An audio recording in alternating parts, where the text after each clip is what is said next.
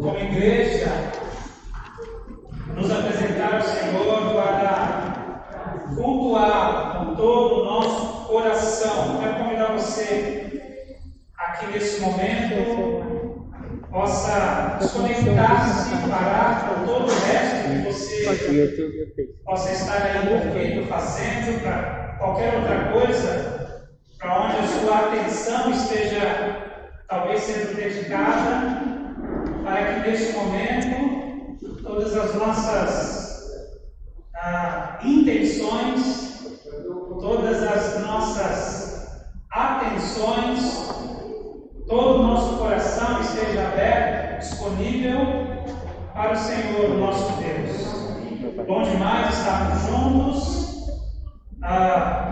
Esse culto que é composto pela igreja que se reúne aqui presencialmente e a igreja que se reúne também ou se apresenta e participa virtualmente. Então, também a você em casa, a nossa saudação, nosso abraço e o convite para que também você, mesmo talvez nesse formato um tanto quanto mais informal, você também esteja totalmente dedicado ao Senhor, entregando a Ele, consagrando a Ele o seu culto, a sua adoração.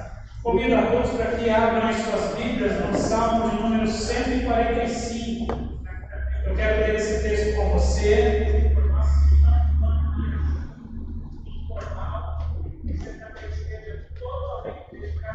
O Salmo 145.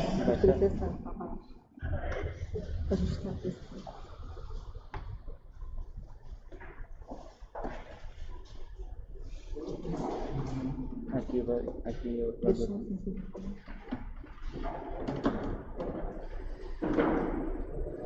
Ó Deus, Rei meu, eu te exaltarei e bendirei o teu nome para todos sempre.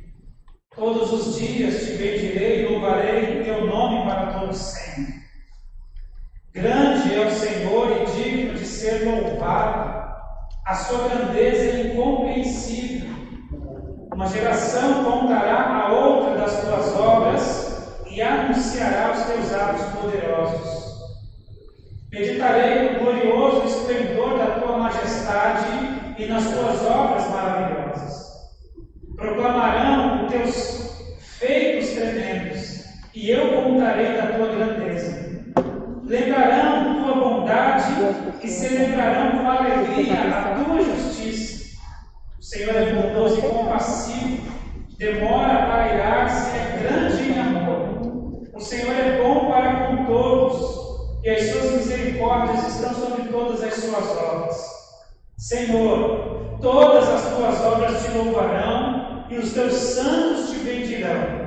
Falarão da glória do teu reino e confessarão o teu poder para proclamar aos filhos dos homens os teus feitos poderosos e o glorioso esplendor do teu reino. O teu reino é eterno, o teu domínio dura por todas as gerações. O Senhor sustenta todos os que estão para cair e levanta todos os abatidos. Os olhos de todos esperam em ti, e tu lhes dá provisão ao seu tempo. Abres a mão e satisfazes os desejos dos viventes. O Senhor é justo em todos os seus caminhos e bondoso em todas as suas obras. O Senhor está perto de todos os que o invocam, de todos os que o invocam em verdade. Ele cumpre o desejo dos que o temem, ouve seu clamor e o salva. O Senhor preserva todos os que o amam, mas destrói todos os ímpios. Que a minha boca pronuncie o louvor ao Senhor, e todo ser vivo bendiga o seu santo nome para todo sempre.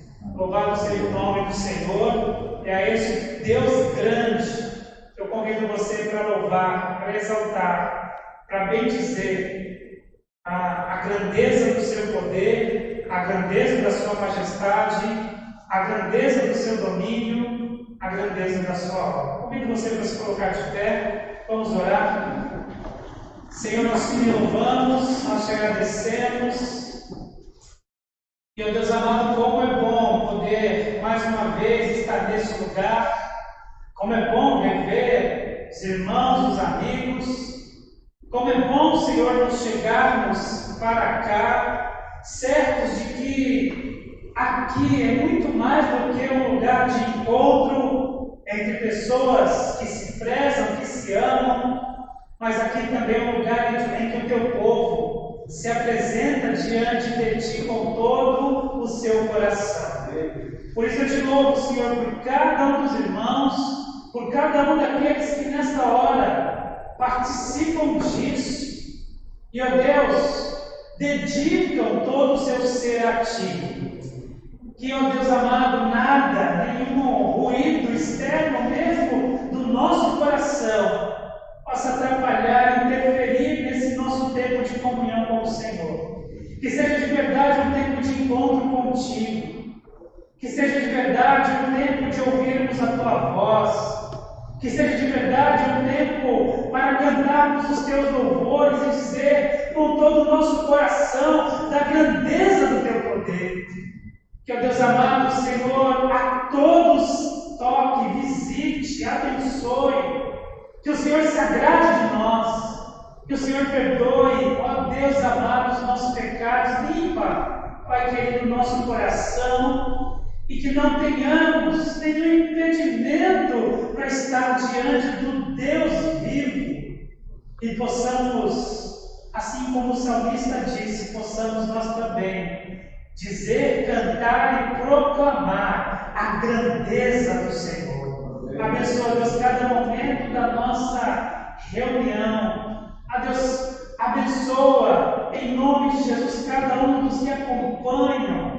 E, ó Deus, que possa ser um tempo de glorificação do Teu nome e de edificação do Teu povo. Assim nós oramos, consagrando ao Senhor a nossa vida, consagrando ao Senhor o nosso culto, e nós fazemos isso no nome precioso, no nome grande e poderoso de Jesus, nosso Senhor, nosso Salvador. Amém. Nós vamos cantar ao Senhor um hino conhecido, o hino de número 52.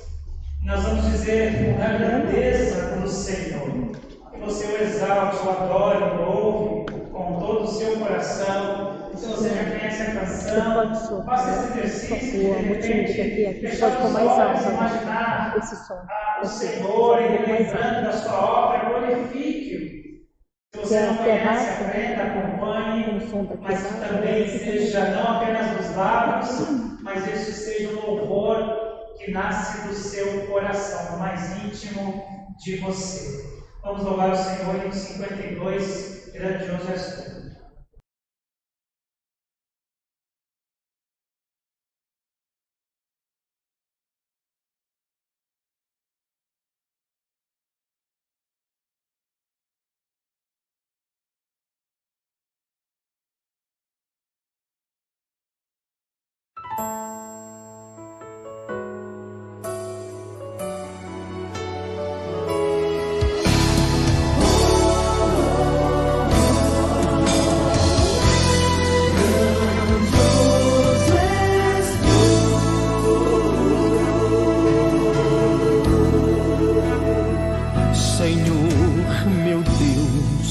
Quando eu maravilhado fico a pensar nas obras de tuas mãos, o céu azul de estrelas pontilhado, o teu poder mostrando a criação. Então minha Senhor, grandioso és tu, grandioso és tu. Então minha alma canta-te, Senhor, grandioso és tu, grandioso és tu.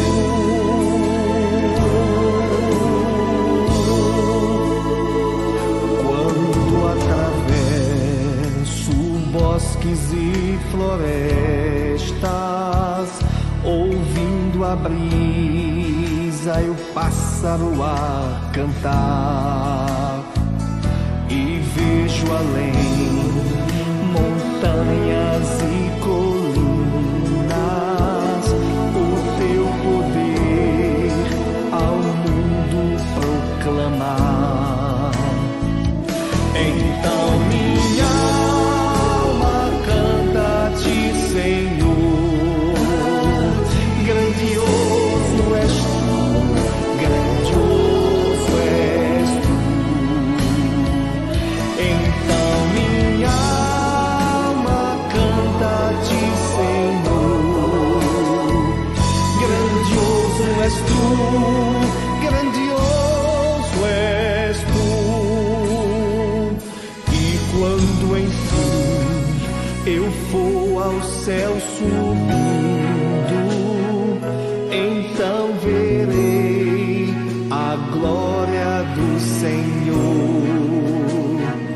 Adorarei com meu amor infinito a quem mostrou por mim tão grande amor. Então minha alma canta-te, Senhor. Grandioso és tu, grandioso és tu. Então minha alma canta-te, Senhor. Grandioso és tu, grandioso és tu. Então minha alma canta-te, Senhor. Grandioso és tu, grandioso és tu. Então minha alma canta-te, Senhor. Grandioso és tu, grandioso és tu.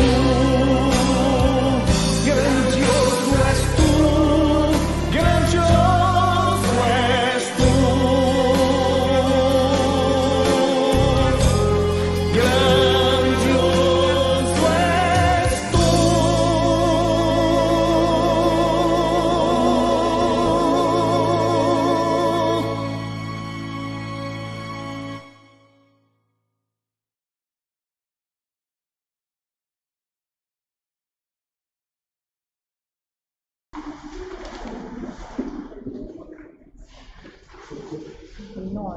Glória a Deus, abra sua Bíblia no livro de Atos dos Apóstolos, capítulo de número 12. Coloca aí Atos. Quero ler esse texto com os irmãos. 30. Isso aqui está estendido. Esse é o nosso momento de intercessão, momento em que podemos apresentar os nossos pedidos e orarmos pelos outros. Também colocando diante do Senhor os nossos agradecimentos, que são muitos, e apresentar a nossa vida diante do Senhor, mas lembrando também os que sofrem, às vezes perto de nós, dentro de casa, um parente, um amigo, um vizinho, um colega de trabalho, ou mesmo alguém que nós sofremos uma notícia, algum conhecido, e que nós também agora temos a oportunidade de orar por estes. Você que nos acompanha de casa pode postar aí através do chat o seu pedido de oração, que nós estaremos orando neste momento. Atos capítulo 12, a partir do versículo 1 até o verso de número 11. Naquela mesma ocasião, Herodes decidiu maltratar alguns da igreja. Matou ao fio da espada Tiago, irmão de João. Vendo que isso agradava os judeus, prosseguiu mandando prender também Pedro. E aqueles eram os dias dos pães sem fermento. Tendo detido, colocou na prisão, entregando a 4 grupos de 4 soldados, cada um para o guardar. E pretendia apresentar ao povo depois da Páscoa. Ele estava na prisão, mas a igreja orava a Deus com insistência e fervor. Quando Herodes estava para apresentá-lo, naquela mesma noite, Pedro estava dormindo entre dois soldados, algemado com duas correntes, e as sentinelas guardavam a prisão diante da porta. De repente, veio um anjo do Senhor, e uma luz resplandeceu na prisão. E ele tocou o lado de Pedro e despertou, dizendo: levanta-te depressa. E as algemas caíram dos seus pulsos. E o anjo ainda lhe disse: coloca as tuas roupas, calça as sandálias. E assim ele fez. E disse-lhe mais: põe a capa e segue. Ao sair, Pedro seguiu sem compreender o que estava acontecendo por meio do anjo, se era real, pois pensava tratar-se de uma visão. Depois de passar pela primeira e segunda sentinela, chegaram à porta de ferro que dá para a cidade, que se abriu sozinha para eles. E saindo, desceram uma rua e logo o anjo se afastou dele. Então, caindo em si, Pedro disse: agora sei que de fato o Senhor enviou o seu anjo e me livrou da mão de Herodes e de toda expectativa do povo judeu. Queridos irmãos, somente até aí, mais um texto que nos relembra o valor, a importância da oração.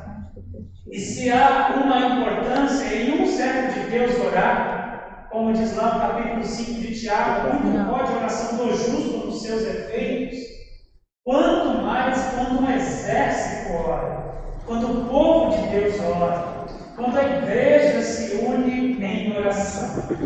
E é isso que nós também aqui agora iremos praticar. Juntos oraremos uns pelos outros, por pedidos que talvez tenhamos aí em nosso coração, também agradecidos ao Senhor pelas suas bênçãos, seus livramentos, e lembrando, mais uma vez, reforço isso, a importância do ministério da oração, não esquecer dos que sofrem, apresentando-os ao Senhor. Se você tem então um pedido especial, coloque-se de pé para aproveitar bem o tempo.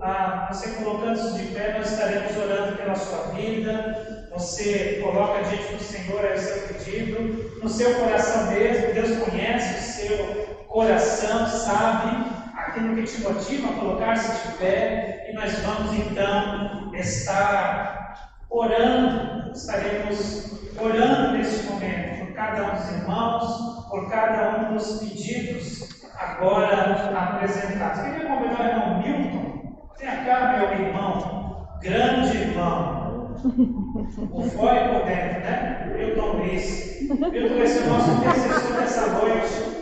E ele vai apresentar as nossas vidas ao Senhor, bem como também os que acompanham a gente pela internet.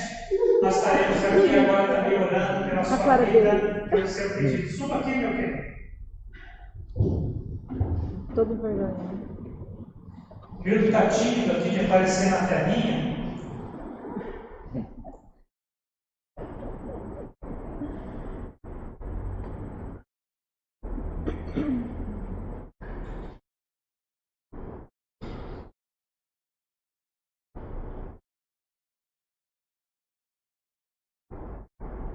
Vermelho, Cristiano.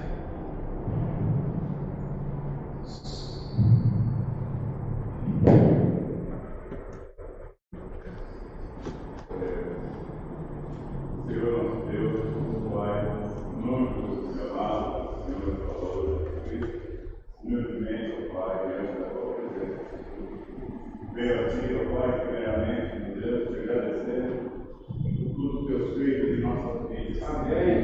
Te agradecer também, Senhor Deus, por este momento, meu Deus, de tua casa, de comunhão, dos nossos irmãos, ó Pai, diante aqui do teu tempo, como também e online, em suas casas. Pai amado, vem entregar em tuas mãos todos os pedidos aqui citados, ó Pai, e também, Senhor Deus, os que todos aqui, Senhor Pai, que nós não sabemos, ó Pai, mas o Senhor é sabedor de tudo e de todas as coisas.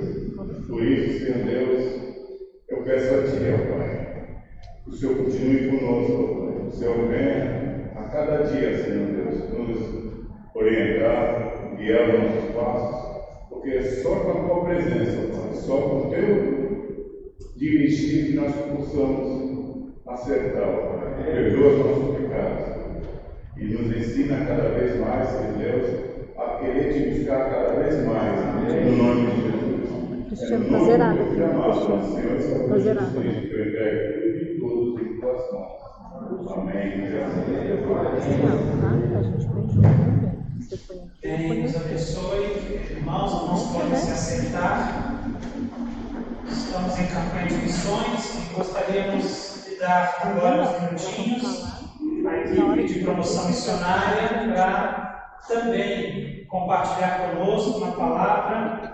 Na sequência deste momento, enquanto chega para cá, já com a Silvia, na sequência nós estaremos louvando o Senhor com o hino oficial da campanha de missões.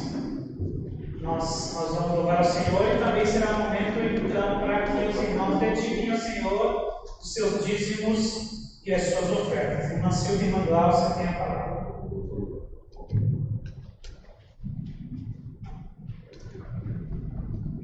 Tira mais. A paz, boa noite, irmãos. Não podemos fazer missões sem oração. Então, o texto que eu escolhi essa noite é uma meditação dirigida a cada irmão, a cada promotor de missão, ou seja, a cada um de nós, porque todos nós somos convocados a fazer missões. Não podemos fazer missão sem oração. Quando pensamos em promoção missionária, a oração surge como algo imprescindível. Na verdade, além de ser um promotor de missões, é preciso ser um servo de oração. É muita ousadia acreditar que podemos motivar as pessoas a armar missões sem oração. Até o mais preparado e capacitado não terá a motivação e o amor necessário. Sabemos da necessidade da oração em todos os aspectos da nossa vida, inclusive na promoção missionária. Mas, infelizmente, muitas vezes, falamos da teoria. Antes de sermos missionários, promotores, éramos miseráveis pecadores. Estávamos pendurados como um fio de cabelo na boca do inferno. Mas Deus, o nosso Pai eterno, nos amou, salvou e nos fez filhos dele, por Jesus Cristo. O amor de Deus tem que nos constranger a tal ponto de esperarmos com imensa alegria e prazer o momento de nos encontrarmos no encontro diário com o nosso Pai. O local do encontro, o esconderijo do Altíssimo, é o quarto secreto mencionado por Jesus. Quanto mais andarmos com Deus, mais amamos o que Ele ama. Gente, Jesus é o nosso maior exemplo de vida de oração.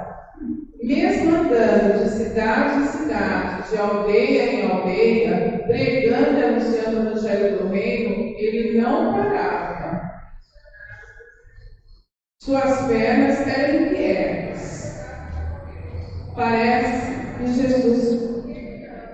claro que Jesus não teve nenhuma síndrome, porque existe uma síndrome em que a pessoa tem um impulso incontrolável de mover as pernas.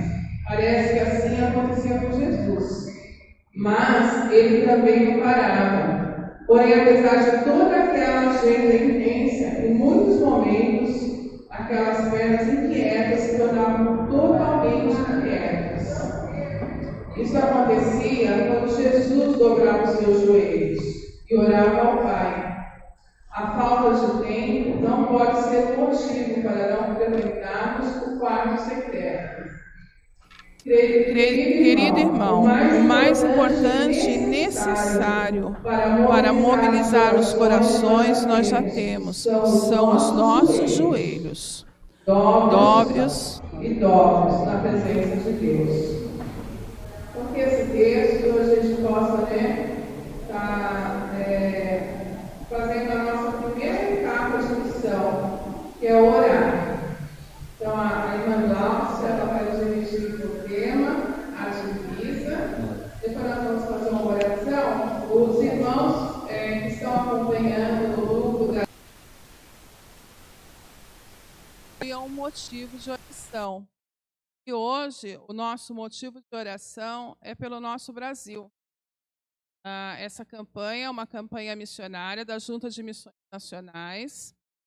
E nós, batistas, estamos unidos para levar missões ao Brasil. E hoje o nosso motivo de oração é pela recuperação da economia do nosso país.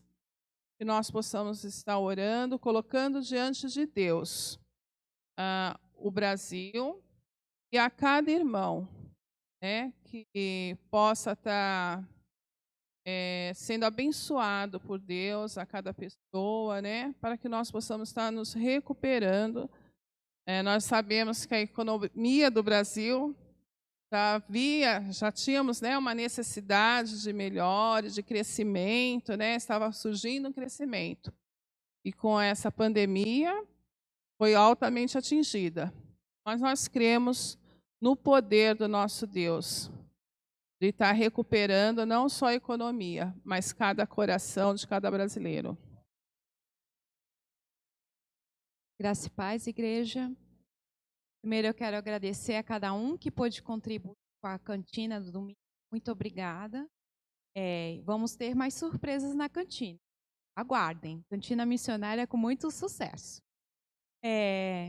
Vamos lá, quem lembra do nosso tema e nossa divisa? Vou falar e aí depois nós vamos repetir, tá bom? O tema é Porque Ele nos amou. Vamos lá, igreja? 1, 2, 3. Porque Ele nos amou. E a divisa está lá em 1 João 4,19. Nós amamos porque Ele nos amou primeiro. Vamos lá? Nós a amamos porque Ele nos amou primeiro. Vamos orar, igreja? Querido Deus, queremos te louvar, Deus, porque temos visto tantas notícias, Deus, no nosso país, quanto a desemprego, quanto a paz de família, Deus, que hoje não tem mais conseguido suprir, Deus, a necessidade da sua família. Queremos te colocar, Deus, as famílias da nossa igreja, Deus, aqueles que por um motivo ou outro hoje estão desempregados, Deus. Obrigado porque o Senhor tem suprido a cada necessidade, Deus. Queremos colocar a economia do nosso país, Deus, que já não vinha muito bem, mas com essa pandemia, Deus, deu mais uma balançada, Deus. Cuida dela, cuida das nossas autoridades, Deus, que eles possam começar a enxergar, Deus, e que, acima de tudo, Deus, o Senhor possa estar sendo proclamado nessa nação, Deus.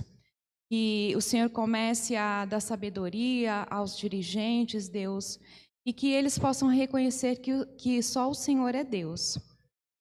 Colocamos também a nossa igreja. Obrigado, Deus, porque sabemos que o Senhor tem cuidado de cada um aqui, Deus.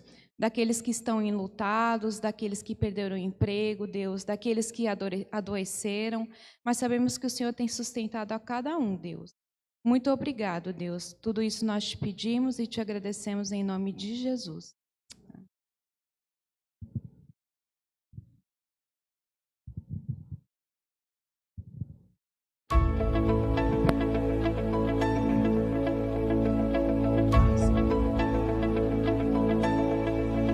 A esperança de salvação está na cruz do Rei Jesus. Por sua graça encontro paz e ao perder a vida atrás. A escravidão me libertou, os meus pecados Jesus levou.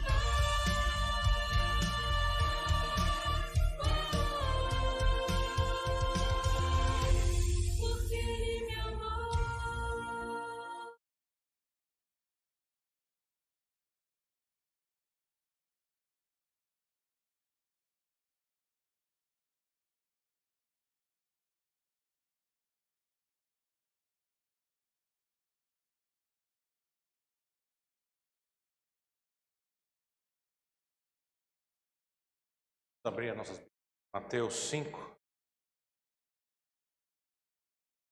E hoje nós vamos cobrir a última bem-aventurança.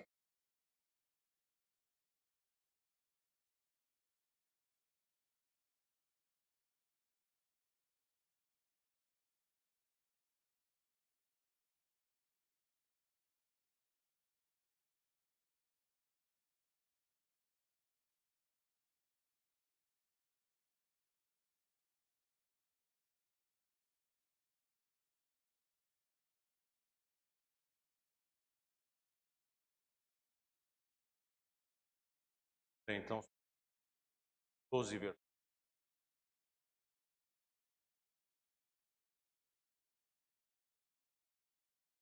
Ao ver as multidões, Jesus subiu ao monte. Ele se assentou, e os discípulos se aproximaram dele. Então ele passou a ensiná-los.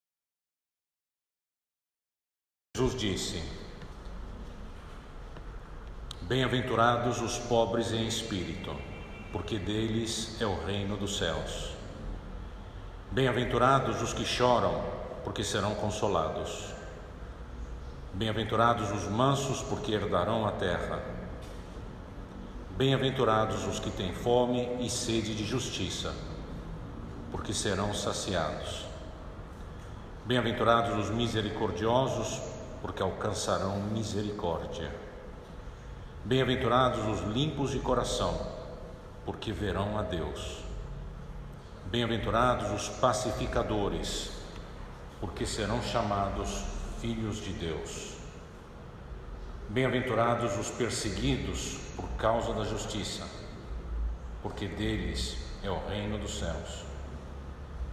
Bem-aventurados são vocês quando, por minha causa, os insultarem e os perseguirem, e mentindo disserem todo o mal contra vocês.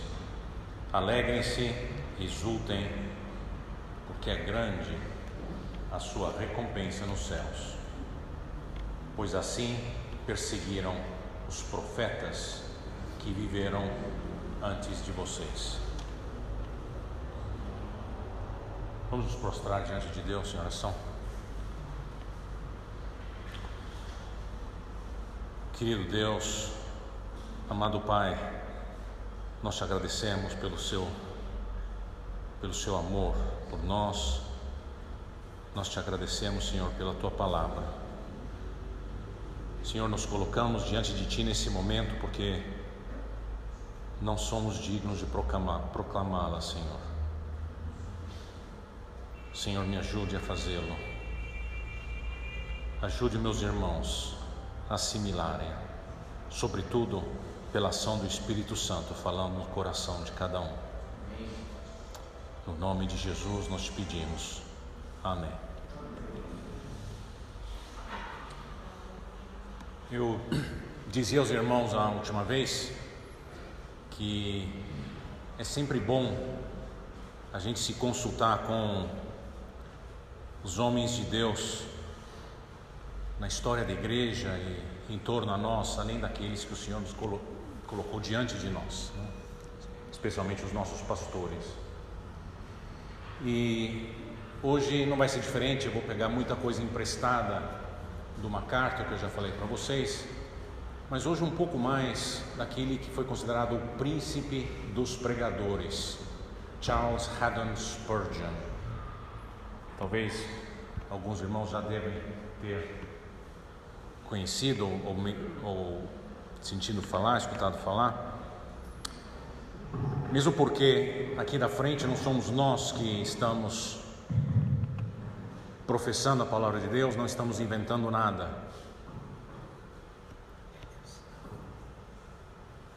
Mas é só pela graça de Deus que Ele pode usar pessoas como eu e como você para proclamar a palavra dele. Obrigado. E assim nós vamos usar hoje o pensamento desses irmãos também.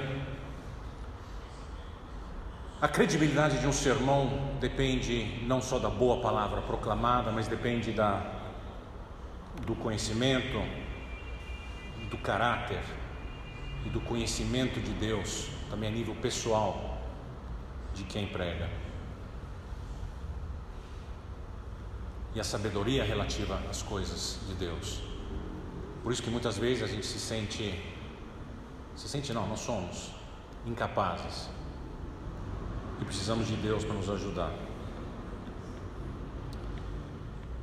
E da mesma forma, os que escutam a palavra devem ser muito diligentes para depois averiguar. Hoje nós temos a facilidade da registração, da gravação, para irmos lá, como fizeram os crentes em Bereia, e controlar por nós mesmos e termos e assimilarmos a palavra de Deus.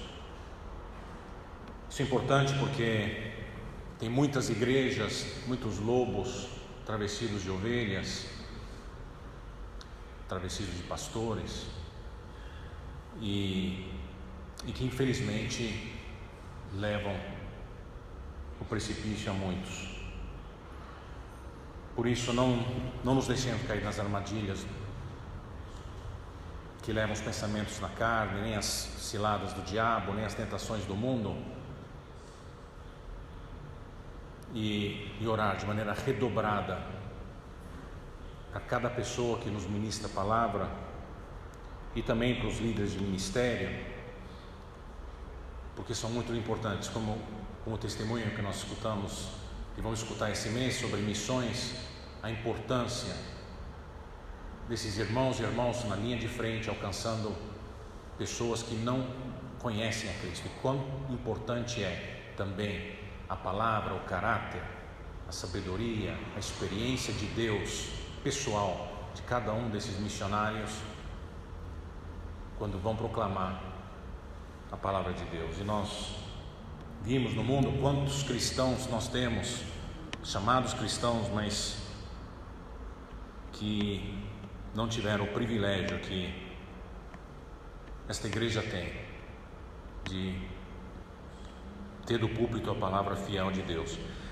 Eu estou, não por nenhuma razão, focalizando um pouco, falando do contexto de uma pregação, porque o Sermão do Monte é uma pregação, é a primeira do ministério de Jesus, e o pregador, quem mais senão o Filho de Deus? Quão privilegiados eram os discípulos estarem lá ao lado dele,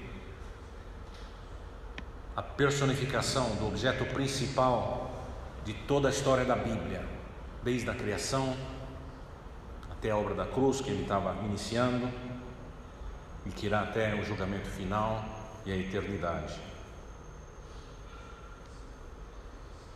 Pois o Sermão do Monte trata exatamente das atitudes que formam o caráter do homem e da mulher de Deus.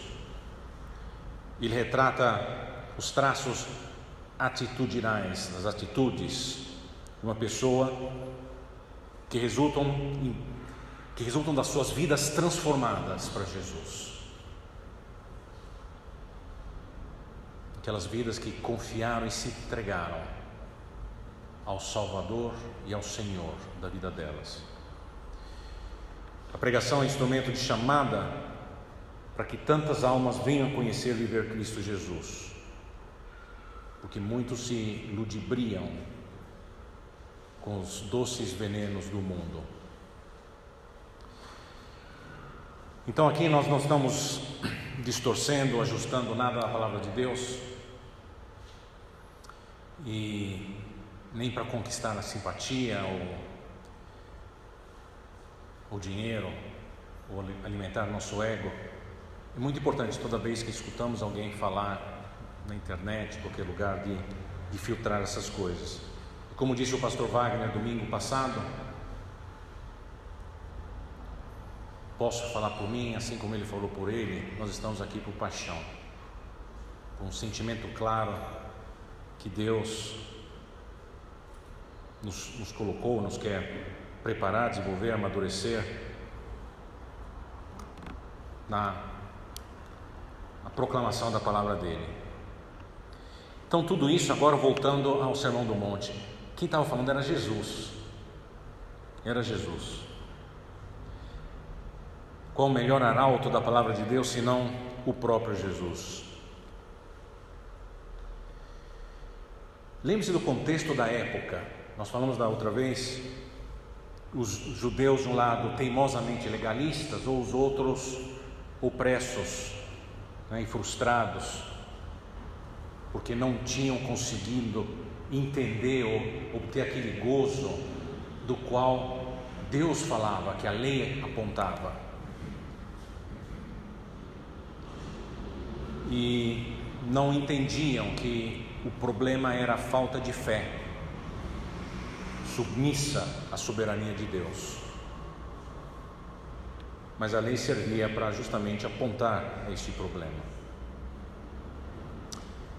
Não caiam no erro de muitos pregadores no Sermão do Monte para entender ou supor que as beatitudes estabeleçam uma linha de conduta para seguir ou obter a salvação. Quantas vezes escutamos: não, você é manso, isso, então você é de Jesus. Não. Se você acreditar nisso, sua alma está tropeçando, vai cair no chão, vai ficar lá e de lá para o inferno. Bom, não há nada que você possa retocar na obra da criação, nem você mesmo. Do ponto de vista até estético, é só Cristo que trabalha dentro de você e dentro de mim. E é essa fé que a gente precisa reconhecer e submeter. Ele levou tudo na cruz. Homem, 100% homem. Deus, 100% Deus. O Deus. A perfeição de humanidade estava lá pregando. Então iniciamos a fala de hoje compartilhando o contexto da pregação, começando pelo caráter do pregador.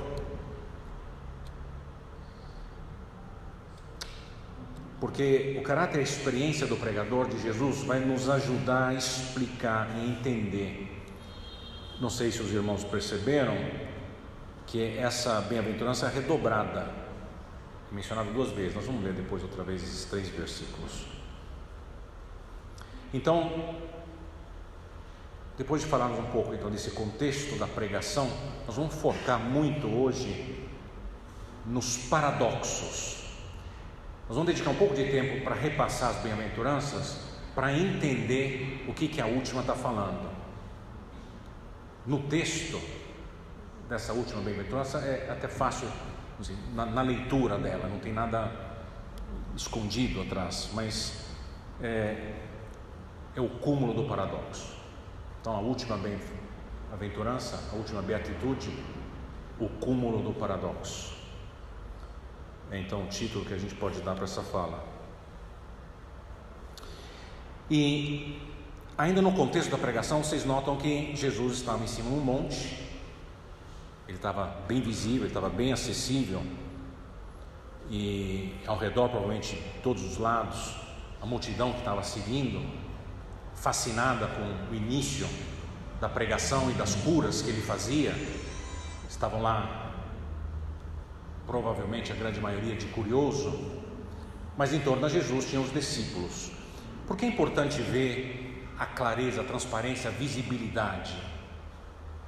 Porque representa da mesma forma quando nós, igreja, proclamamos a palavra, estamos discipulando, edificando a igreja, ou edificando, ou exortando, qualquer coisa que estejamos fazendo com a palavra de Deus, não é uma coisa feita numa cripta, numa sala apartada, mas é justamente para todos verem que nessa linha de conduta nós somos de Cristo Jesus. E é disso que as beatitudes, né, as bem-aventuranças estão falando. Além disso, os montes representavam, ou a eles estavam associados, grandes momentos bíblicos. na história do povo de Deus. A começar da nossa criação do Jardim do Éden. Vocês vão se lembrar, era um lugar elevado, de lá fluía um rio que se dividia em 4. Depois o Monte Sinai, a promulgação da lei para Moisés. O Monte Sião, encostado na velha cidade histórica de Jerusalém, que representa então também tanto a velha como a nova Jerusalém, em tantos versículos da Bíblia, símbolo do templo de Deus, símbolo hoje da sua igreja. O Monte do Calvário, no qual se efetivou a obra da salvação, a morte de Cristo. O Monte das Oliveiras, onde Cristo ascendeu aos céus. E então não podia ser diferente, portanto, com a primeira grande pregação pública de Jesus, marcando o ministério do nosso Redentor, que veio nos introduzir o Novo Testamento. Era um marco importante bíblico também. Então nessa feita ele estava no Monte das Bem-aventuranças. Da mesma forma que foi no Monte Sinai que Deus deu a lei, e Jesus a estava, podemos dizer assim, traduzindo para o Novo Testamento. Porque sabemos que não vivemos da lei, a lei cumpriu o seu papel, Cristo veio para completá-la. E se vocês perceberem o que Cristo está dizendo, é muito mais exigente, muito mais completo, sem que nos percamos nos detalhes litúrgicos dos sacrifícios e das liturgias do Velho Testamento. Então era um monte aberto de livre acesso, com a presença de Deus visível, como foi em todos os outros montes que a gente acabou de lembrar. Então isso é importante sabermos, porque nós vamos falar de paradoxos, nós vamos enxergar agora nessas bem-aventuranças, nas beatitudes, tantos paradoxos, cujo cúmulo vai ter nessa última bem-aventurança. Vamos frisar também aqui outros elementos de contexto do próprio sermão. A primeira palavra do primeiro sermão de referência de Jesus Cristo, do Evangelho de Mateus,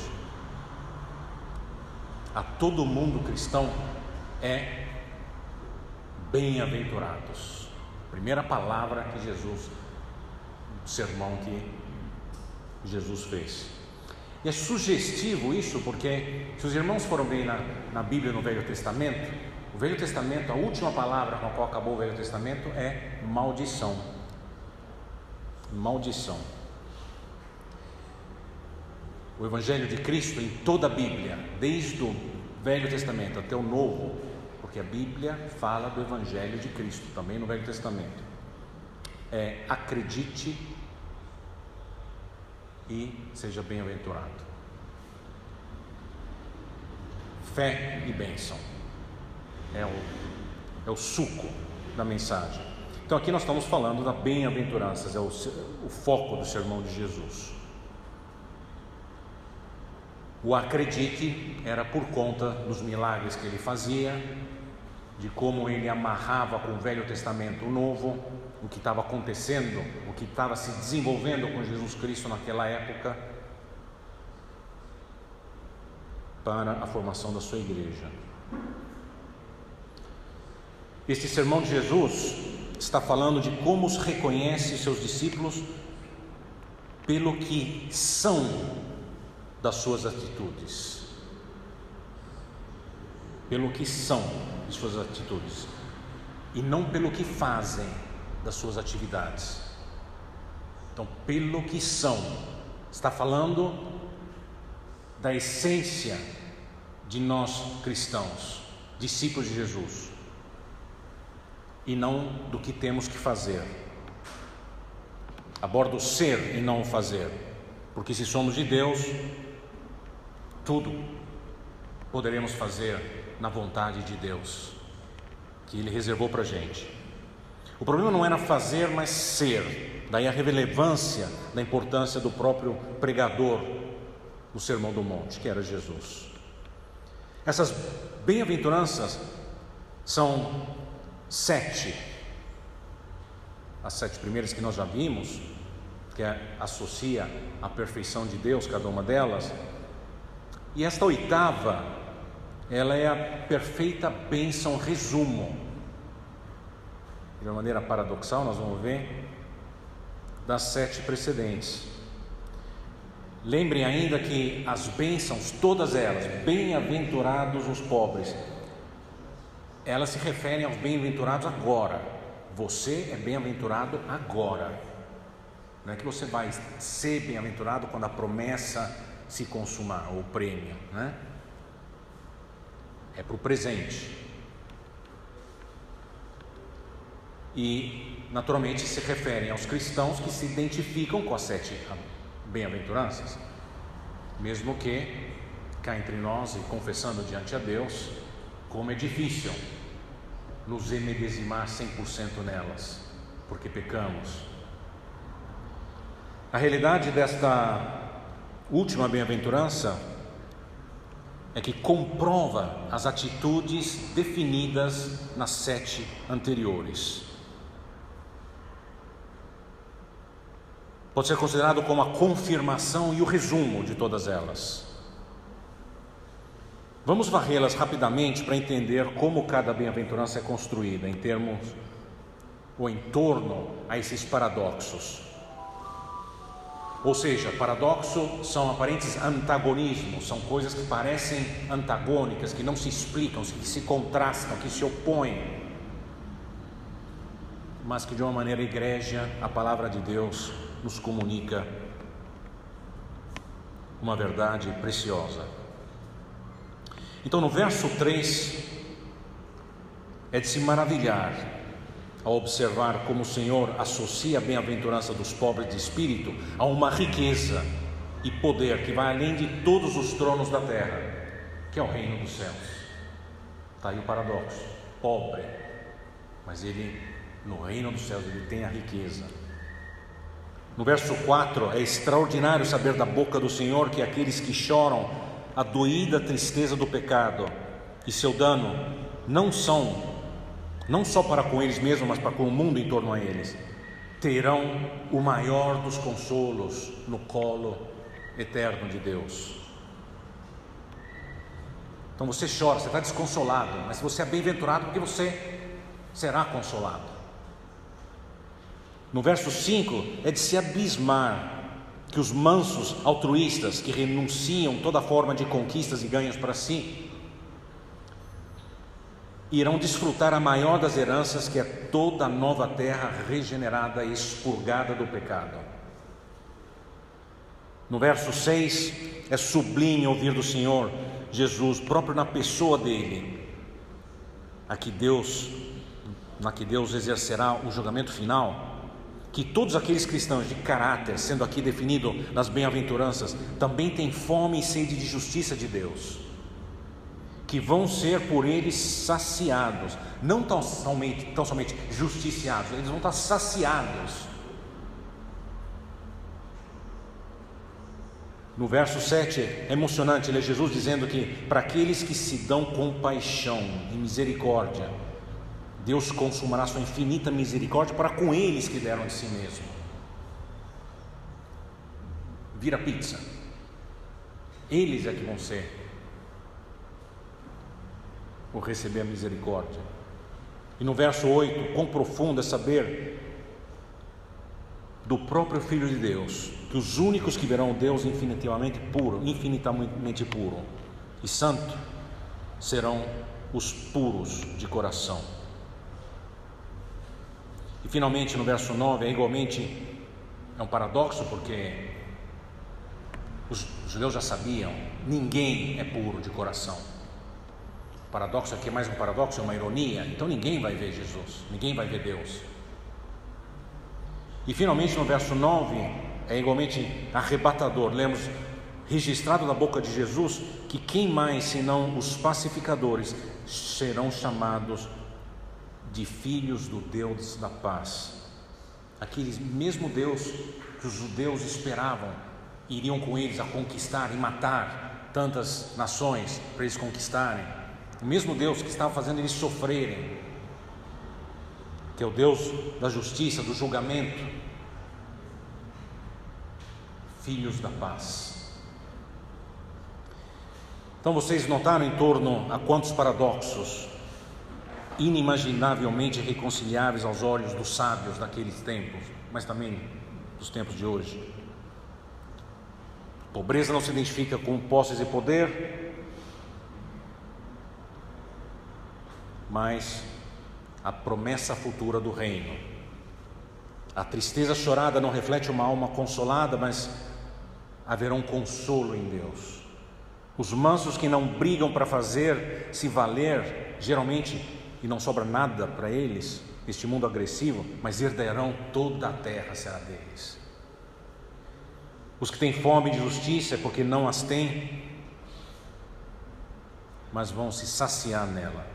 Os que têm espírito para oferecer compaixão e misericórdia serão eles próprios revertidos à condição de receber misericórdias. Terão os próprios espíritos não só consolados no descanso de Deus e saciados da sua justiça, mas realçados na graça e misericórdia das infinitas bênçãos de Deus. E o paradoxo dos puros de coração que viram Deus, mais do que um paradoxo, é uma ironia, como a gente falou, porque era inacreditável. É tão paradoxal que é infactível aos olhos deles. Nem o rei referência deles, Davi, tinha um coração puro. Até Davi tinha que pregar, suplicar a Deus para purificar o coração dele. Salmo 51, por exemplo. Os pacificadores serão chamados filhos de Deus, de um Deus sempre na luz, sabedoria desse mundo. Era um Deus que não é da paz, porque eles não conheciam a paz. Mas o paradoxo maior vem agora, com a oitava bem-aventurança. Os que seriam bem-aventurados, então aqui como nós lemos, porque são humildes de espírito, porque então choram pelo pecado, então são mansos, porque querem justiça, porque são misericordiosos, porque são limpos de coração, porque são pacificadores, são bem-aventurados, porque já têm reservados para eles a promessa, o prêmio. O primeiro, o possesso do reino de Deus, o consolo eterno em Deus. O terceiro, a herança da terra renovada em glória. Está esperando farta justiça, a plena misericórdia do próprio Deus consumando-se, e a presença cara a cara com o próprio Deus. Está esperando. Está esperando desde o 7º dia da criação. A gente já sabe disso, né? E não como alguém que vai aos cultos na igreja, nós vamos ver Deus. Como vai ver Deus, eu digo, como muita gente vai aos cultos da igreja, como vai com um museu ver a Deus, mas vai ver como se estivesse entrando efetivamente na casa de Deus, sendo da família de Deus, sendo filho e filha de Deus. É nessa condição que veremos Deus. Então, depois dessas características, desses prêmios, seria de se esperar, depois da 7ª bem-aventurança, no versículo 9, seria natural de se esperar: regozijai-vos e exultai, porque é grande o vosso galardão nos céus. Que está no começo do versículo 12, não é verdade? Não cairia bem?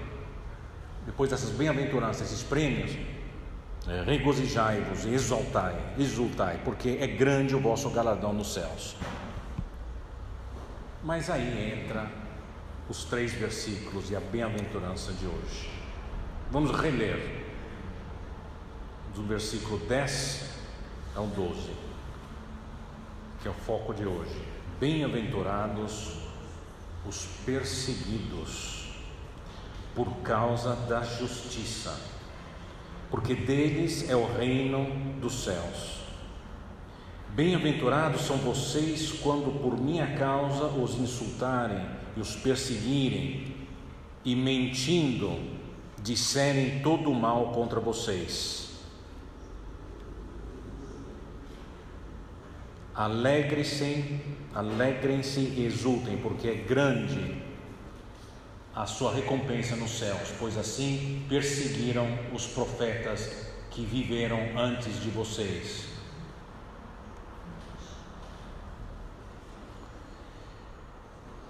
Muito bem.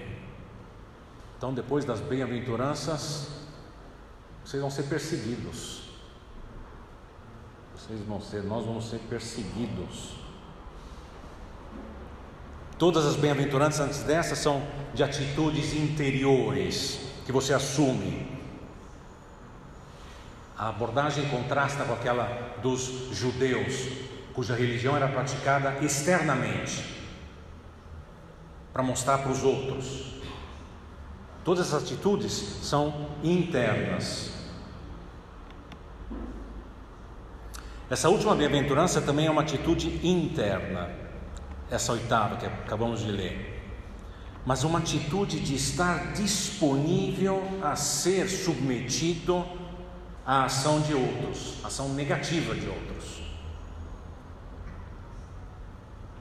As primeiras 7 eram internas, que tocamos nós mesmos, no sentido sempre pela graça e misericórdia de Deus, mas originando de nós mesmos. Essa oitava é estarmos prontos porque sofreremos de terceiros, de outros. Então tem a ver com a falta de medo, falta de vergonha, a presença de coragem que diz: eu vou ser nesse mundo o que Cristo quer que eu seja. Eu vou dizer a esse mundo o que Cristo quer que eu diga. E se a perseguição vier, que assim seja. Ele é interessante ver, é um particípio passivo no grego. Isso quer dizer, isso aponta uma permissividade. São aqueles que permitem serem perseguidos. Bem-aventurados os que se permitem serem perseguidos. Bem-aventurados são aqueles que a atitude é: eu nunca fugirei, eu encararei. E se eu tiver que fazer isso para viver os princípios de Cristo. E como ele é um particípio passivo perfeito, isso quer dizer que é um tempo de verbo que significa que acontece e vai ficar acontecendo, é contínuo. Ele traz uma ideia de uma atitude constante, onde o crente está constantemente disposto a aceitar o que for o resultado de viver uma vida de beatitude, de bem-aventurança. Você pode traduzir da seguinte forma: eles foram e continuam a estar dispostos a serem perseguidos. Eles são os bem-aventurados. Veja, não aconteceu aquilo comigo, que já sofri. Não. Então, depois de todas as bem-aventuranças que definem atitudes no caráter do cristão verdadeiro, que não obstante os paradoxos, na própria definição de cada uma das bem-aventuranças, como a gente viu, são frutos do trabalho de Deus em nós. E agora temos uma bem-aventurança que é associada ao nosso comportamento de prontidão para sermos submetidos a uma ação negativa para cima de nós. E a bem-aventurança, vejam vocês, é declarada 2 vezes. No verso 10, bem-aventurados os perseguidos, e no verso 11, bem-aventurados são vocês quando por minha causa os insultarem, perseguirem. Ela repete e detalha. Caso você não tenha entendido, ficou confuso, só para ter certeza que é assim mesmo. O versículo 11 confirma e detalha o 10, completando a perseguição. Mentira, você vai sofrer mentira, né? Para usar as palavras aqui, né? Você vai ser insultado, não? Vai ter maldade para cima de vocês. E outra coisa que, tudo bem, é uma bem-aventurança reforçada e dita 2 vezes, mas a promessa e o prêmio dela, por maior e espetacular e maravilhosa que é, porque deles é o reino dos céus. Essa eu já tenho. A primeira bem-aventurança me disse que os pobres em espírito, deles é o reino dos céus. Agora está repetindo. Então, do nosso ponto de vista mesquinho de olhar, que negócio é esse? Você ainda perseguido, não estou ganhando nada mais? Então, depois desse balde de água fria, de se bem dizer com a perseguição, injúria, mentira e maldades para cima de você, você que se cobriu dos atributos comportamentais das bem-aventuranças, assumindo o quê? Aí você fica tonto quando você vai ler o versículo 12. Ok, perseguidos. Aí que vem o regozijai-vos e exultai, explicando que assim será o grande o vosso galardão nos céus. Os prêmios anteriores já estão bom demais da minha conta de pecador não merecedor. Não me atrai esse tal de galardão, nesse prêmio. Vamos falar dele depois. E ainda justificando que desta forma foram perseguidos os profetas que viveram antes de vós, que nos deixa perguntando o que eu tenho a ver com o sofrimento deles. E próprios crentes que são humildes de espírito, e próprio porque humildes de espírito choram pelo mal do mundo, e próprio porque pranteiam pelo mal do mundo, são mansos, renunciando contendas e conquistas no interesse próprio, e próprio por isso têm sede de justiça, e próprio porque anseiam a retidão, a justiça, que são misericordiosos, compaixão pelo próximo, e próprio por isso são puros de coração, próprio porque têm o coração sincero e limpo, são acima de tudo pacificadores, que estão na paz de Deus como filhos dele. Mas agora esses versículos estão dizendo que tudo isso incitarão contendas, criarão persecuções. É paradoxal essa Bíblia doida de crente? Que Deus é esse? Poderiam muitos perguntar. Temos um pouco de exegese a fazer para entender, né? E é aqui que é o cúmulo do paradoxo nas bem-aventuranças. Temos que pedir iluminação de Deus para entender profundamente o que Ele está querendo dizer. Porque eu vou dizer ainda mais, tem mais paradoxo ainda para deixar confuso. E nós, quando abordamos a Bíblia, a gente não tem que se retrair, ler por cima, pular, fazer de conta que, bom, deixa o pastor entender. São profundas para cada um de nós, para mim e para você. Porque a afirmação irônica que eu fiz antes, referendo à Bíblia, questionando Deus dos crentes, é justamente a observação que faz o mundo. E que nós precisamos ser capazes de refletir a luz, a palavra, a sabedoria de Cristo a eles, com a verdade, entendendo a verdade que Deus nos está colocando aqui.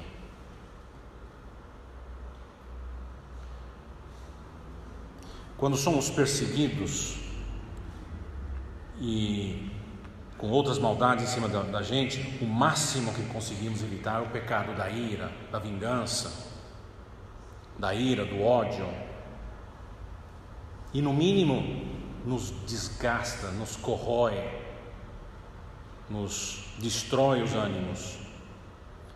Mas aqui, no entanto, nos diz que é objeto de regozijo, de exultação. Vocês estão entendendo o que a Bíblia está falando? Vocês vão ser perseguidos, mas vocês vão regozijar. Nós vimos isso em Paulo, nós vamos ver aqui um pouco e vamos entender isso. nós vamos começar a entender do próprio Jesus, o pregador daquele sermão. E é próprio no caráter dele que nós vamos começar a aprender. Do caráter e da história, né? Do que ele é, do que ele fez.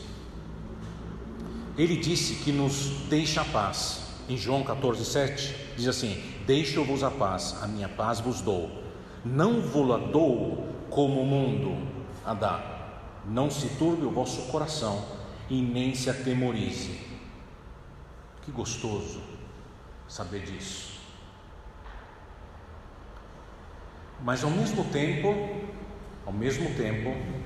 ele próprio diz que não veio para trazer a paz, mas a espada. É a mesma palavra. Mateus 10:34, vou ler de novo.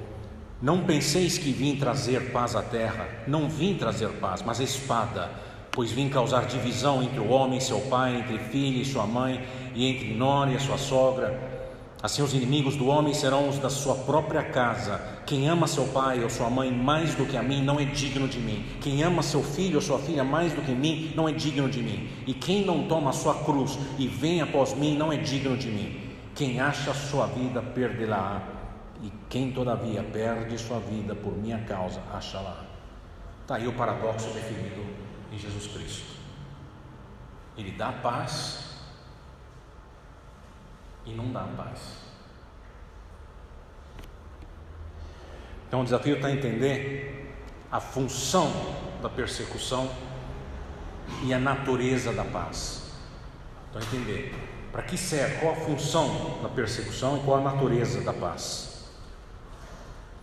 Mas vamos deixar a Bíblia se explicar sozinha. Ela diz em Timóteo, em 2 Timóteo 3,12: ora, todos quantos querem viver piedosamente em Cristo Jesus serão perseguidos. Ela diz em Gálatas 4:29: como porém outrora o que nascera segundo a carne perseguia ao que nasceu segundo o Espírito, assim também agora. Sempre foi e sempre vai ser assim. Os da carne vão perseguir os do Espírito. Paulo diz aos Tessalonicenses: ninguém se inquiete com estas tribulações, porque vós mesmos sabeis que estamos designados para isto. Fomos feitos para isto. E para os Coríntios, na primeira carta, capítulo 4, versículo 9 em diante: porque a mim me parece que Deus nos pôs a nós, os apóstolos, em último lugar. Esse é Paulo falando para uma igreja bastante bagunçada, bastante exaltada nela mesma, e com uma afirmação até, não sei se os irmãos vão poder ver, até irônica. Deus nos pôs a nós, os apóstolos, em último lugar, como se fôssemos condenados à morte, porque nos tornamos espetáculo ao mundo, tanto a anjos como a homens. Nós somos loucos por causa de Cristo, e vós sábios em Cristo, nós fracos e vós fortes, vós nobres e nós desprezíveis. Até a presente hora sofremos fome, sede, nudez, e somos esbofeteados, e não temos morada certa. E nos afatigamos trabalhando com as nossas próprias mãos. Quando somos injuriados, bendizemos. Quando somos perseguidos, suportamos. Quando caluniados, procuramos conciliação. Até agora temos chegado a ser considerado lixo do mundo, escória de todos. Então parece que está bem claro para a gente que o cristão, e portanto a bem-aventurança ligada à vida do cristão, está ligada ao sofrimento, à persecução. Notem bem, não é aquele sofrimento tipo minha sogra me faz sofrer, ou o Corinthians ganhou do meu time. Nós estamos falando de sofrimento em Cristo.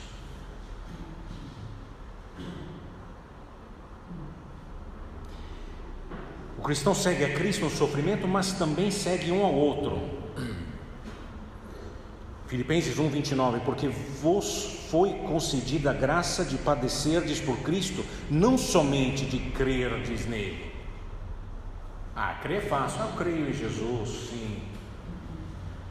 Mas não somente quererdes nele, mas padecerdes, pois tendes o mesmo combate que vistes em mim. É Paulo falando.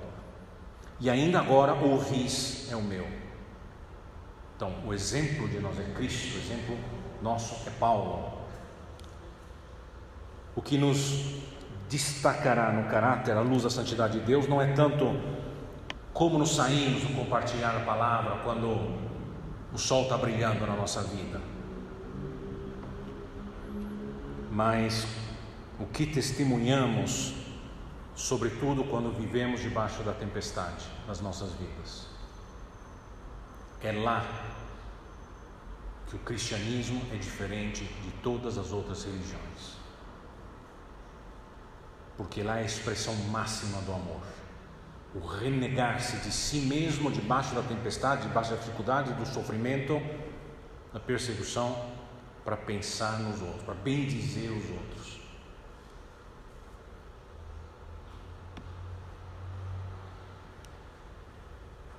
Filipenses 2,15: para que vos torneis irrepreensíveis e sinceros, filhos de Deus, inculpáveis no meio de uma geração pervertida e corrupta, no qual resplandeceis como luzeiros no mundo, preservando a palavra da vida. Então aqui a gente já vê, nós vamos abordar no final o porquê disso, vamos entender, mas aqui já estamos vendo um objetivo disso, é para refletir a luz de Cristo para os outros, a testemunha, propagar o Evangelho, pela palavra proclamada, mas também pelas nossas atitudes, especialmente debaixo da tempestade, nas nossas vidas.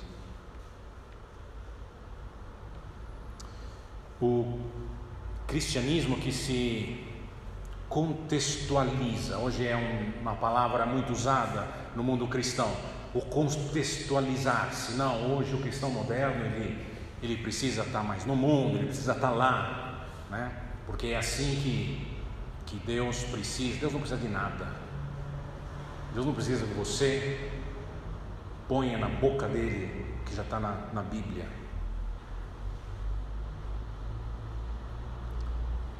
Então é nessa contextualização excessiva a ponto de ser tolerante, aceitável no mundo, viva abaixo do padrão das beatitudes aqui, nas quais são chamados para viver os cristãos, que geram desconfortos, porque você segue aquelas 7 bem-aventuranças, você está gerando desconforto no mundo. O mundo não está entendendo que paz, que alegria, o que tem dentro de você. Não estou entendendo, me revolto. E você até parece burrinho. O que você está se submetendo aí? Nós é que sabemos tudo, estamos desenvolvendo o mundo, mas eu não consigo ter paz e você sim.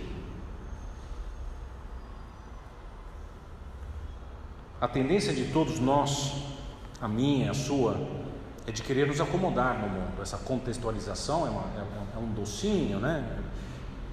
É uma tentação, porque gostamos, especialmente o brasileiro, gostamos de evitar controvérsias quando a gente puder. Sim, as próprias bem-aventuranças falam, mas quando se trata de comprometer o nosso Senhor e a luz que somos chamados a refletir, não tem compromisso, não deve ter. Especialmente quando se coloca em risco o trabalho, o dinheiro, para não dizer a amizade, a aceitação social, mas às vezes a própria vida. Não aqui no Brasil, mas os irmãos acompanham alguns países onde cristãos perdem a vida. E o pior é o cristão agente secreto. Não cria antagonismo, pois não trazem a luz do Cristo para expor nas trevas, que incomodam as pessoas, que exigem o respeitar de cada um na sua. Esse é o mundo, né? Você na sua, eu na minha, teu Deus é bom, vale o teu, a tua verdade é tão boa quanto a minha. Na paz, essa na paz mundana, né? Secular, falsa. E por aí vai. minha esposa e eu, a gente lembra do incidente. Eu participava do Ministério de Distribuição de Bíblia na província de Salerno, na cidade dela, província dela, e então visitávamos várias congregações evangélicas e nós íamos encorajá-los a participar da distribuição, para que as pessoas que viessem em contato com a palavra de Deus pudessem ser acolhidas pela igreja local que estava onde distribuíamos, e iríamos também sondar quem conhecia escola, hotéis, lugares, hospitais onde pudéssemos ter acesso para distribuir a Bíblia, e onde pudesse já ter algum irmão ou irmã que estavam ali para dar o suporte depois para as pessoas que viessem a ser tocadas pela mensagem do Evangelho. E numa pequena congregação que se reunia em casa, a pessoa lá mais versada no estudo da palavra, era uma igreja que se reunia em casa, nós falamos, é professor com um certo cargo lá na escola, que ótimo, vamos distribuir. Ele tinha autonomia para isso. Aí ele falou, irmão, não podemos, porque a diretora da escola não sabe que eu sou crente, é só para não criar tribulação, não criar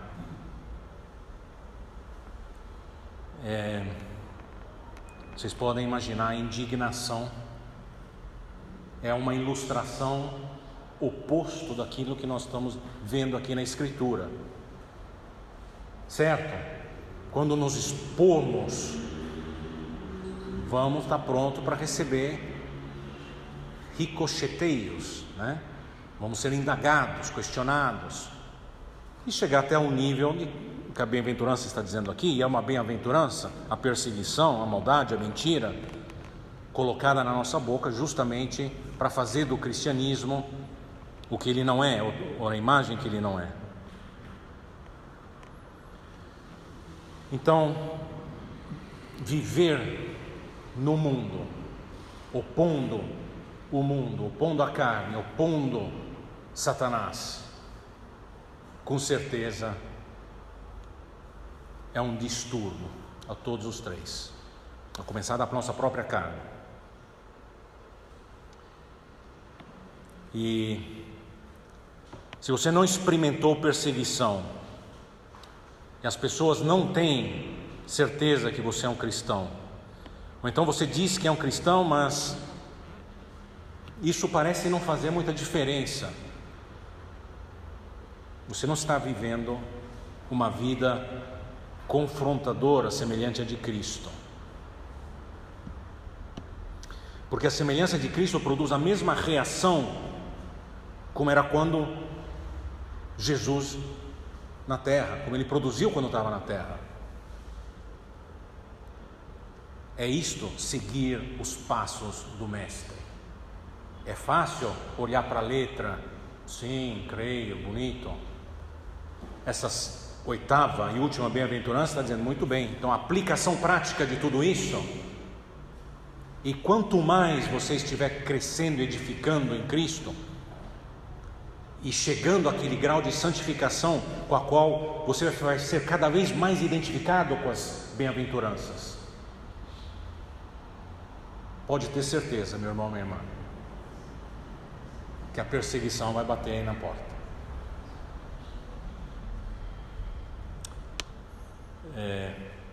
De novo, minha esposa e eu pudemos saborear isso, visto que é uma bênção.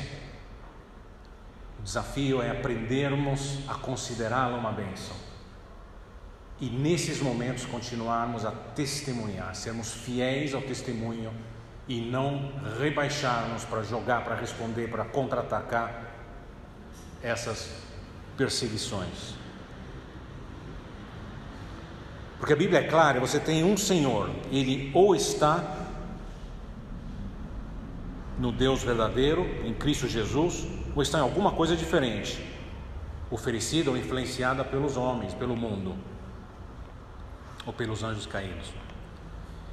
1 João 2,15 é muito claro: não ameis o mundo nem as coisas que há no mundo. Se alguém amar o mundo, o amor do Pai não está nele.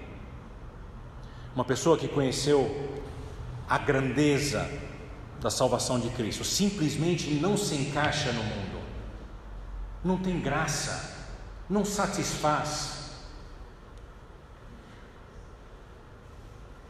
Os valores, atitudes, os protocolos sociais.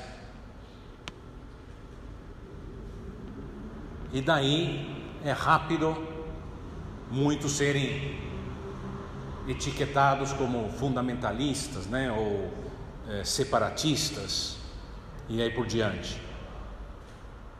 Essa é a fase baixa da discriminação, da perseguição.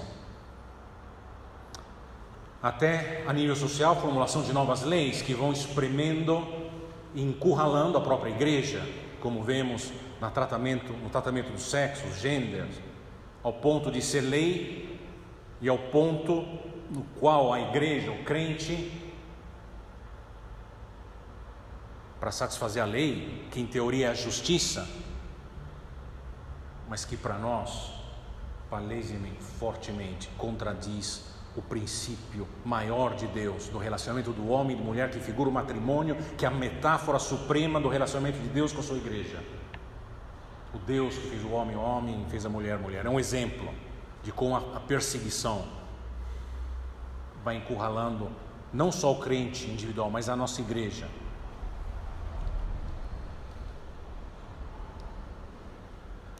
E se inventarmos desculpas para ficar abanando o rabo para o mundo, não dispostos a abandonar completamente as práticas que nos distanciam de Deus, na verdade, só para não perder as piadas e os amigos, como se diz, ou seu dito lugar ao sol. Jesus disse que você não está apto para entrar no reino de Deus. Veja em Lucas 9,62, Jesus replicou: ninguém que, tendo posto a mão no arado, olha para trás, é apto para o reino de Deus. E com essa coisa de ser mornos, isto é, em cima do muro, seremos vomitados da boca de Jesus, na falta da genuína fé, disposta a alimentar no próprio caráter, as atitudes de todas as bem-aventuranças. Sobretudo a oitava, que demonstra onde estamos com nossa fé aplicada no mundo. Não aquela fé romântica que cada um se monta dentro de si próprio. Vamos finalizar para entender o porquê dessa beatitude da perseguição.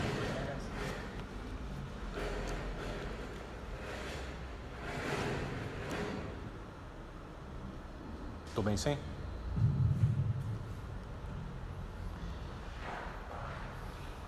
Essa foi a pausa justamente para entrar na fase final. Vamos finalizar para entender o porquê dessa beatitude. Vamos entender agora por que é uma beatitude e a que serve. Nós já falamos que um dos benefícios disso para o reino de Deus é próprio o reflexo da luz e do amor dele quando nós somos perseguidos, quando nós estamos em dificuldades. É lá que nós realmente somos diferentes em relação ao mundo. Como resistimos às tentações e ao sofrimento, ao ponto não só de resistir, mas bem dizer, o próprio sofrimento e o próprio causador do sofrimento. Mas vamos deixar de novo a Bíblia falar. 1 Pedro 5,10 diz que somos refinados com o sofrimento, com a reação do mundo em pecado em torno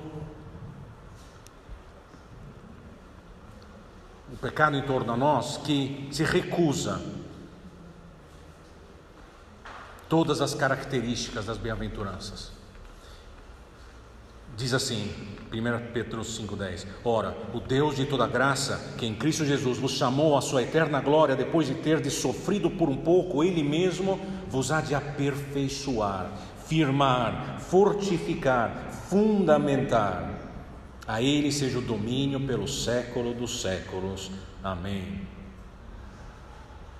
Aí vocês estão vendo por quê. Aperfeiçoar, firmar, fortificar, fundamentar. Tiago 1,2: meus irmãos, tende por motivo de toda alegria passardes por várias provações, tende por motivo de toda alegria. Está falando a mesma coisa. O passardes por várias provações, sabendo que a provação da vossa fé, uma vez confirmada, produz perseverança. Ora, a perseverança deve ter ação completa para que sejais perfeitos e íntegros, em nada deficientes.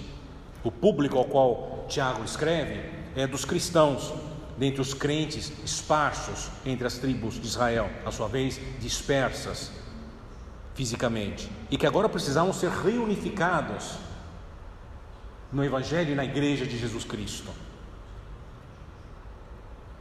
E depois, Tiago continua na sua carta a incentivar a fé como sabedoria que deve ser pedida a Deus para passar as circunstâncias transitórias da vida. É uma carta maravilhosa para ler, sempre, Tiago.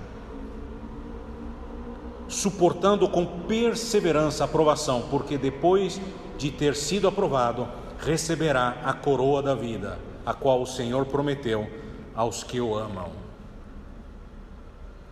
As vitórias sobre as provações confirmam a fé. Por isso, nós temos a 8ª bem-aventurança. As vitórias, primeiro, confirmam a fé. Segundo, produz perseverança. E estamos falando também do processo de aprovação santificadora, progressiva. Nós estamos falando do nosso crescimento espiritual, do nosso identificar-nos mais com Cristo, de nos elevarmos, por assim dizer, no seu Espírito, com o seu Espírito, que nos levam em direção ao objetivo da perfeição e integridade com Ele. E a confirmação, a aprovação, é que demonstra a fé viva, genuína, de quem receberá a coroa da vida, que diz aqui Tiago, que o Senhor prometeu aos que o amam. Veja, o que nos leva então a concluir observando o verso 12, de volta a Mateus 5. Então, essas persecuções, essas maldições, maldades, essas mentiras, regozijai-vos e exultai, porque é grande o vosso galardão nos céus, pois assim perseguiram os profetas que viveram antes de vós. Então a coroa da vida em Tiago, aqui, ou galardão dos céus em Mateus 5,12, está se referindo a esse, vamos dizer, a esse prêmio cerejinha. O ponto aqui não é o prêmio, não é o valor dele. O teu é maior, o meu é menor. Não, é imensurável, incalculável, impensável. Estamos falando da coroa da vida mesmo, o prêmio maior que poderíamos ter. É tão grande que não vai ter nem comparação. É como você vê qualquer número muito grande, né? Se alguém te oferecer aí, olha, pensa rápido, você tem 5 segundos e te oferece, olha, eu te ofereço aqui 1 trilhão e aqui 10 trilhões, mas não fala 1 e 10, né? Só mostra 1 cheio de 0. Você não vai lá sentar e ficar pensando qual que você vai escolher. Você pega rápido, 5 segundos vai acabar, senão você vai contar, você não vai perder nenhum. Então, a coroa da vida, o prêmio, o galardão nos céus é tão grande que é isso que nos mantém na paz, na serenidade, no gozo de ter Jesus Cristo. É termos Deus, é estar com Ele, poder estar com Ele, no reino dEle, viver com Ele. A nossa fonte da celebração é o reconhecimento de que essa promessa supera em muito o mal que experimentamos agora. Não é nada, é picuinha. Porque nós temos Deus, o Deus Todo-Poderoso. A forma que o galardão assumirá não nos é explicada aqui, além do fato que está no céu. E aqui é importante a gente entender, o fato que o prêmio, o galardão, a coroa de vida está no céu, não é tanto um problema de localidade, onde ele está, mas é um fato de de relacionamento, de presença com Deus. Você vê que Mateus constantemente fala do reino dos céus, né? Em vez de reinos de Deus, porque para ele é a mesma coisa. No céu você tem Deus, você tem a presença, é o local onde Ele está, e que eu e você poderemos estar plenamente consumado. Então essa bem-aventurança nos convida a pensarmos a nossa vida.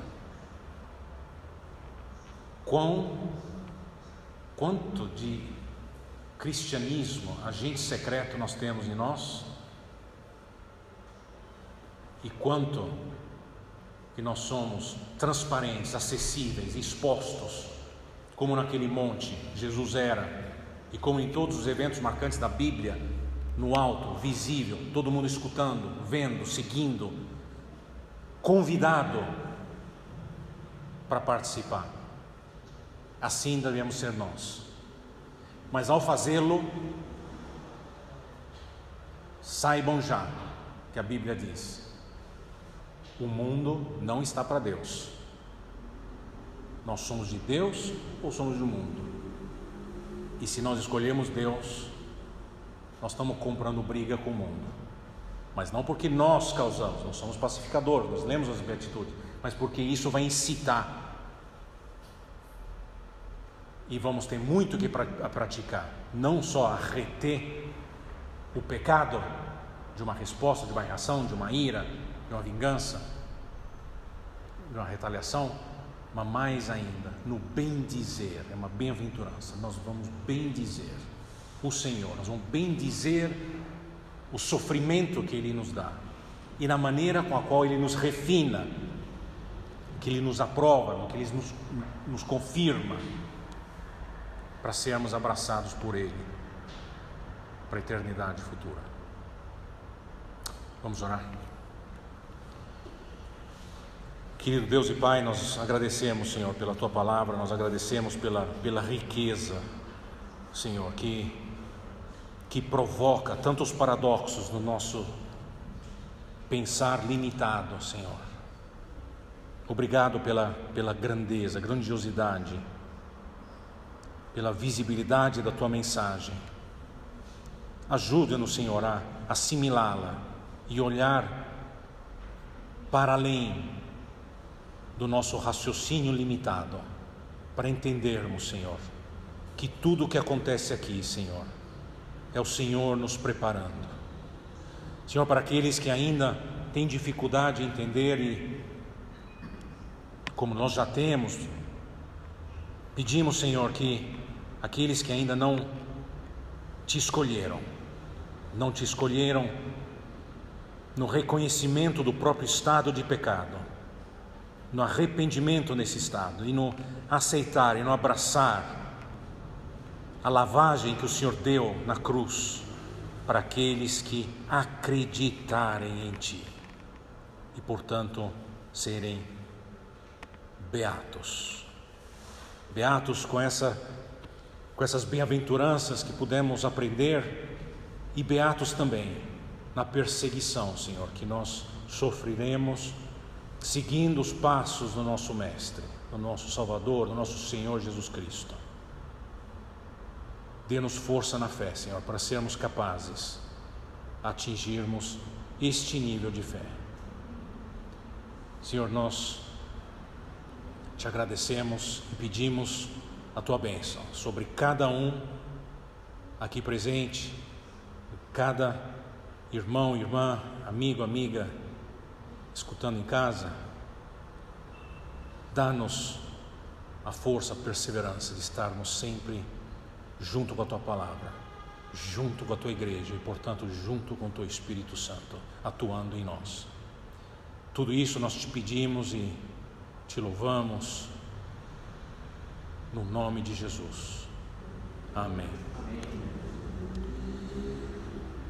Então, meus irmãos, é uma grande joia estar aqui com vocês. E hoje é quarta-feira, eu não sei se tem algum anúncio especial. O bilhetinho aqui me diz para encerrar depois da oração. Então, graça e paz. E nos vemos domingo. Bom, uma boa parte pelo menos. Amém. Amém.